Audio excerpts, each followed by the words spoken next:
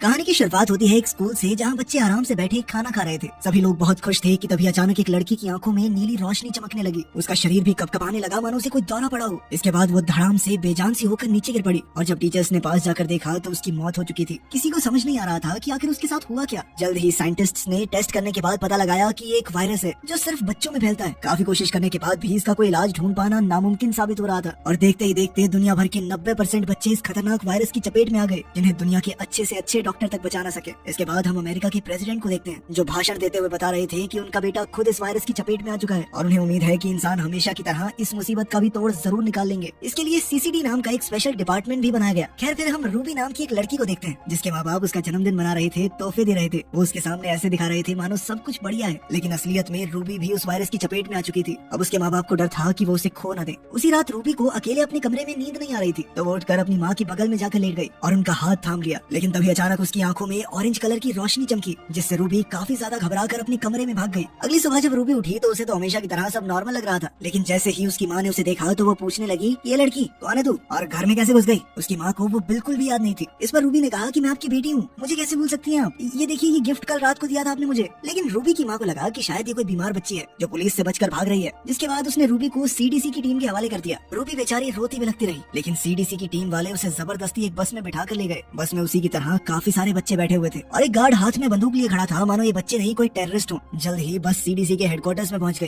यहाँ काफी जबरदस्त सिक्योरिटी थी जिसके बाद बच्चों को एक एक करके लाइन में अंदर भेजा गया। लेकिन एक लड़का जब ज्यादा सवाल जवाब करने लगा तो वहाँ मौजूद गार्ड्स ने उसे बुरी तरह पीटा। ये सब देखकर रूबी बहुत ज्यादा घबरा गई। जल्द ही सभी बच्चों को उनके चेकअप के लिए डॉक्टर के पास भेज दिया गया। जब रूबी की बारी आई तो डॉक्टर ने उसे बताया कि ये बीमारी उसके शरीर में खास तरह की म्यूटेशन कर रही है। कुछ ऐसा ही बाकी बच्चों के साथ भी हो रहा है। ये म्यूटेशन इतनी ज्यादा थी कि अब उन्हें इंसान कहना भी शायद सही नहीं होगा, क्योंकि डीएनए बदलने से अब सभी बच्चों में अलग अलग करिश्माई शक्तियाँ देखी जा रही थी जिन्हें अब साइंटिस्ट्स ने अलग अलग कैटेगरीज में डाल दिया है। जिनकी आंखें अपनी शक्तियों का इस्तेमाल करते हुए हरी होती हैं, उन्हें सबसे समझदार और सेफ कैटेगरी में रखा गया था। ब्लू आंखों वाले बच्चों के पास चीजों को बिना हाथ लगाए हवा में उड़ाने की शक्तियाँ थी और जिनकी आंखें गोल्डन थी वो बिजली को कंट्रोल कर सकते थे। ये तीन रंग फिर भी सेफ थे, लेकिन कुछ बच्चों की आंखों में रेड और ऑरेंज कलर भी देखा गया था जो काफी रेयर था और इस तरह के बच्चों को पता लगते ही खत्म करने के ऑर्डर्स दिए गए थे क्योंकि इनकी शक्तियाँ बहुत ज्यादा खतरनाक थी। जल्द ही टेस्ट के दौरान डॉक्टर को पता चला कि रूबी भी ऑरेंज है, जिसके बाद स्क्रीन पर टर्मिनेट यानी खत्म करने का मैसेज फ्लैश करने लगा। डॉक्टर ने रूबी को कुछ न बताते हुए बड़ी शांति से एक इंजेक्शन उठा लिया जिसकी मदद से वो शायद रूबी को खत्म करने वाला था। रूबी को एहसास हो गया था कि कुछ तो गड़बड़ जरूर है, जिसके बाद उसने भागने की कोशिश तो की, लेकिन डॉक्टर ने तुरंत उसे पकड़ लिया। पर इससे पहले कि वो उसे इंजेक्शन लगा पाता, रूबी ने डॉक्टर का हाथ पकड़कर कहा कि वो ऑरेंज नहीं ग्रीन है। इस दौरान उसकी आंखों में ऑरेंज कलर भी चमका, जिसके बाद डॉक्टर ने चुपचाप रूबी की फाइल में उसका कलर ऑरेंज से ग्रीन कर दिया। इसका मतलब ये था कि रूबी के अंदर किसी के भी दिमाग पर काबू पाने की शक्ति है।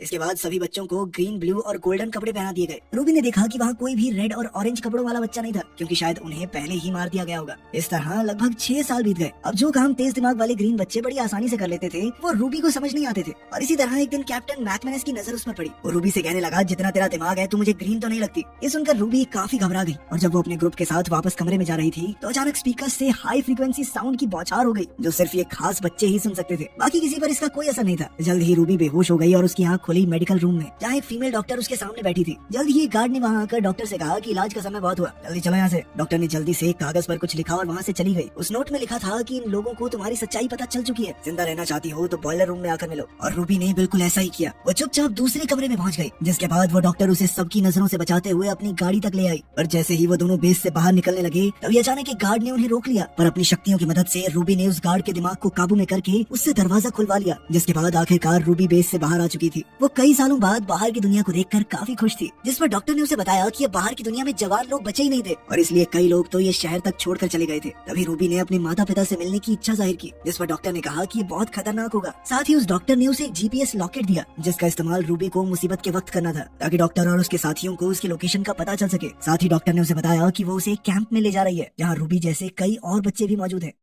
कुछ देर बाद वो डॉक्टर अपने साथी से मिली, पर जैसे ही रूबी ने उस आदमी से हाथ मिलाया तो वो बहुत ज्यादा डर गई, क्योंकि उस आदमी के हाथ को छूते ही रूबी को एक अजीब सी विजन दिखाई दी थी जिसमें कई सारे बच्चे भाग रहे थे। इसके बाद जब रूबी अपने कपड़े बदलने के लिए अंदर गई तो वहाँ उसे एक और लड़की दिखाई दी जो खुद एक गोल्डन थी, पर वो रूबी को देखते इतना ज्यादा डर गई कि उसने अचानक से रूबी के ऊपर बिजली का हमला कर दिया और फिर वहाँ से भागकर एक वैन में छुप गई। पर इसके बावजूद भी रूबी ने उसका पीछा करके मदद की गुहार लगाई। उसकी ये बात सुनकर उस गोल्डन लड़की ने वैन का दरवाजा खोल दिया, जिसके बाद उसने रूबी को भी वैन के अंदर ही छुपा लिया। उस वक्त वैन में 2 और लोग मौजूद थे, जिनमें लियम और उसका एक दोस्त शामिल थे, जिनसे रूबी ने झूठ बोलते हुए बताया कि वो एक ग्रीन है और इसके बावजूद भी कुछ लोग उसका पीछा कर रहे थे। उसकी ये कहानी सुनने के बाद वो लोग भी उसकी मदद के लिए तैयार हो गए और इसी दौरान एक टीम लगातार उनका पीछा कर रही थी और वहीं दूसरी तरफ डॉक्टर भी उनके पीछे लगी हुई थी। पर तभी लियम ने एक ब्लू आई होने की वजह से उन दोनों की गाड़ियों को तबाह कर दिया, जिसके चलते वो लोग आराम से बचकर निकल गए। कुछ देर बाद वो लोग एक सुनसान जगह पर रुके, जहाँ लियम के दोस्त को समझ नहीं आ रहा था कि आखिर रूबी एक ग्रीन होने के बावजूद ऐसे छुप छुप कर क्यों भाग रही है, क्योंकि उसके मुताबिक रूबी किसी के लिए कोई खतरा नहीं थी। पर अपनी सच्चाई को जानते हुए रूबी के पास इस सवाल का कोई जवाब नहीं था और इसीलिए उसने इस बात पर गुस्से से जवाब दिया कि अगर तुम लोगों को मेरी मदद नहीं करनी तो जल्दी जल्दी बता दो, मैं चली जाऊंगी यहाँ से। जिस पर लियम ने उसे शांत कराते हुए बताया कि वो सभी लोग एक खास जगह जा रहे हैं, जहाँ एक ऑरेंज आंखों वाला लड़का है जो उन सभी को सुरक्षित रख सकता है और अगर रूबी चाहे तो वो भी उनके साथ आ सकती है। ये सुनते ही रूबी तुरंत ही इसके लिए तैयार हो गई। रास्ते में रूबी ने लियम से पूछा कि आखिर वो बेस से क्यों भागे हैं, जिस पर लियम ने उसे बताया कि असल में उन सभी पर अजीब अजीब से एक्सपेरिमेंट्स किए जाते थे, जिसके जरिए सरकार उन सभी बच्चों की एक आर्मी बनाना चाहती है, जिसका इस्तेमाल दुश्मनों के खिलाफ किया जा सके। और इन्हीं सब चीजों के चलते उन सभी ने बेस से भागने का प्लान किया था। उधर उस डॉक्टर को भी पकड़ लिया गया था जिसने रूबी को ग्रीन होने का सर्टिफिकेट दिया था और थोड़ी पूछताछ के बाद उसे मार दिया गया। उसी रात सोते हुए अनजाने में रूबी का हाथ लियम के हाथ से टकरा गया, जिसके बाद उसे लियम की सभी यादें दिखाई दे रही थी कि कैसे उसने बेस से भागते हुए कई सारे बच्चों को बचाने की कोशिश की थी, लेकिन वो इसमें नाकामयाब हो गया था। अगली सुबह उस गोल्डन लड़की ने रूबी को एक लाल ड्रेस दी, जिसमें वो बहुत ही खूबसूरत लग रही थी। इसके बाद वो सभी लोग दोबारा वैन में बैठकर अपनी मंजिल की ओर निकल गए। यहाँ रास्ते में प्रेसिडेंट के बेटे की एक रिकॉर्डिंग चल रही थी, जिसमें वो कह रहे थे कि अगर मैं ठीक हो सकता हूँ तो तुम क्यों नहीं।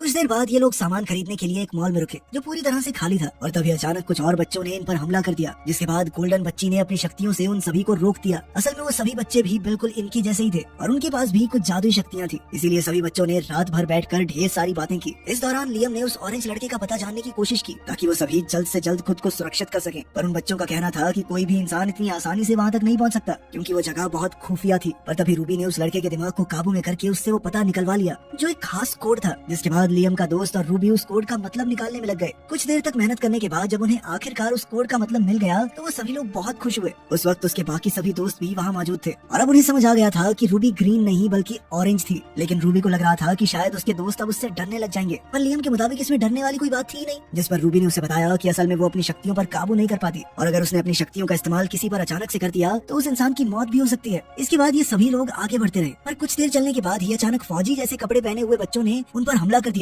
पर तभी उनमें से एक ने लियम को पहचान लिया, जिसके बाद अपनी बातचीत के दौरान लियम ने उन्हें बताया कि वो बस रहने के लिए एक सुरक्षित जगह चाहते हैं। उसकी ये बात सुनकर वो बच्चे उन्हें अपने साथ ऑरेंज लड़के के पास ले आए, जो असल में कोई और नहीं बल्कि प्रेसिडेंट का बेटा ही था और वो रूबी और उसके साथियों को देखकर काफी खुश था। जिसके बाद उसने बताया कि असल में प्रेसिडेंट ने सबसे झूठ बोला था कि वो पूरी तरह से ठीक हो चुका है और असलियत में उसके ऊपर कई सारे एक्सपेरिमेंट किए जा रहे थे और जब कोई भी एक्सपेरिमेंट सही नहीं चला तो सरकार ने कैंप बनाकर बच्चों को वहाँ रखना शुरू कर दिया। साथ ही उसने रूबी से वादा भी किया कि वो उसे अपनी शक्तियों का इस्तेमाल करना सिखाएगा। इसके बाद रूबी ने धीरे धीरे अपनी शक्तियों को जानना शुरू किया और अब वो उन पर काबू पाना भी सीख रही थी कि तभी एक दिन जब वो बहुत ज्यादा उदास थी तो वो ऑरेंज लड़का उससे मिलने के लिए आया और उसने रूबी से कहा कि सिर्फ एक ऑरेंज ही दूसरे ऑरेंज को समझ सकता है और ये कहते ही उसने रूबी का हाथ पकड़ लिया। पर ठीक उसी वक्त लियम ने उन दोनों को देख लिया, जो उसे बिल्कुल पसंद नहीं आया। इधर रूबी का हाथ पकड़कर वो लड़का उसकी सभी यादों को देख पा रहा था, जिसके जरिए उसे पता चला कि आखिर उस रात रूबी के साथ क्या हुआ था। असल में जब रूबी रात को अपने माता पिता के पास गई तो उसने अनजाने में उनका हाथ पकड़कर उनकी सारी यादें मिटा दी थी, जिसके चलते वो दोनों उसे भी भूल गए। पर ये सब देखकर वो ऑरेंज लड़का बहुत ज्यादा हैरान था, क्योंकि ये सब करना तो उसे तक नहीं आता था और अब वो रूबी से ये सब सीखना चाहता था। लेकिन रूबी ने बताया कि वो खुद भी नहीं जानती कि वो ये सब कैसे कर पाती है। कुछ देर बाद जब वो कमरे से बाहर निकली तो उसकी मुलाकात लियम से हुई, जो उससे काफी नाराज था और उसका कहना था कि वो जानता है कि उन दोनों के बीच क्या चल रहा है। रूबी ने उसे समझाने की कोशिश की कि वो गलत समझ रहा है और साथ ही उसका कहना था कि वो दोनों चाहकर भी कभी पास नहीं आ सकते, क्योंकि उसे डर था कि वो लियम के साथ भी वही ना कर दे जो उसने अपने माता पिता के साथ किया था।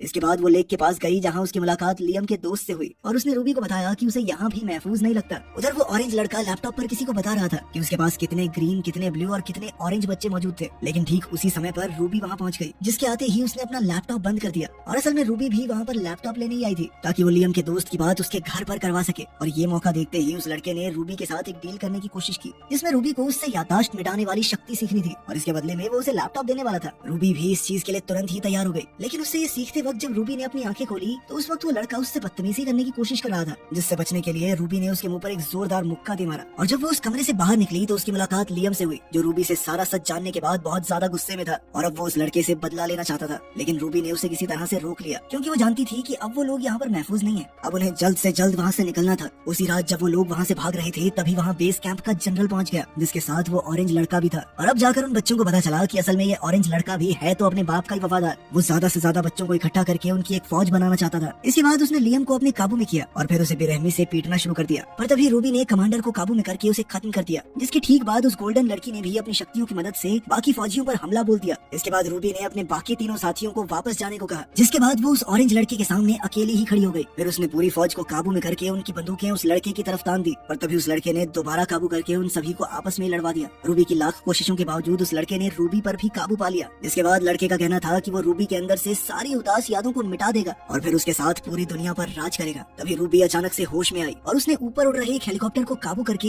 उस लड़के पर गिरा दिया। जिसके बाद एक दूसरे हेलीकॉप्टर ने रूबी पर हमला करने की कोशिश तो की, पर लियम के दोस्त ने रूबी को बचा लिया। लेकिन इस सब में उसे काफी गहरी चोट लग गई थी और अब रूबी को समझ नहीं आ रहा था कि वो उसकी मदद कैसे करे। तभी उसे डॉक्टर के दिए हुए उस जीपीएस के बारे में याद आया। उस डॉक्टर ने बेस से भागने में उसकी मदद की थी, मतलब वो थोड़ा भरोसा तो कर सकती थी उस पर। जीपीएस के एक्टिवेट होते ही डॉक्टर जल्दी ही अपने एक साथी के साथ उन्हें बचाने के लिए वहाँ पहुँच गई। जल्द ही रूबी की आंख एक बिस्तर पर खुली और वो डॉक्टर उसके बेड के सामने ही कुर्सी लगाए बैठी थी। डॉक्टर ने बताया कि तुम्हारा जख्मी दोस्त हॉस्पिटल में है और उम्मीद है कि जल्द ही ठीक भी हो जाएगा, लेकिन लियम जल्द से जल्द वहाँ से निकलने की मांग कर रहा है। लाख समझाने के बाद भी वो यहाँ नहीं रहना चाहता और वो रूबी को यहाँ अकेला छोड़कर भी नहीं जाएगा। डॉक्टर ने ये भी बताया कि उनका मकसद प्रेसिडेंट को पकड़वाना है। वो उसके काले कारनामों को दुनिया के सामने लाना चाहते हैं और वो ये सब रूबी के बिना हासिल नहीं कर पाएंगे। रूबी नहीं चाहती थी कि लियम को कोई भी नुकसान पहुंचे, इसीलिए उसने लियम के करीब जाकर अपनी शक्तियों से उसके दिमाग से अपनी हर एक याद मिटा दी। इसके बाद रूबी ने उसे उसका बैग थमाकर घर जाने को कहा, जिसके लिए लियम तुरंत ही तैयार हो गया। अपने प्यार को उसे भुलाकर जाता देख रूबी की आंखों में आंसू आ गए, लेकिन वो जानती थी कि यही सही है। दूसरी ओर हम प्रेसिडेंट के लड़के को देखते हैं जो अभी तक जिंदा था। इस वक्त वो अपनी आर्मी के सामने खड़ा था जिनको उसने अपने वश में कर रखा था। वहीं रूबी भी उसका सामना करने के लिए पूरी तरह से तैयार थी। यहीं पर मूवी खत्म होती है। सेकंड पार्ट अभी आया नहीं है, जब आएगा बना देंगे। मिलते हैं अगली वीडियो में।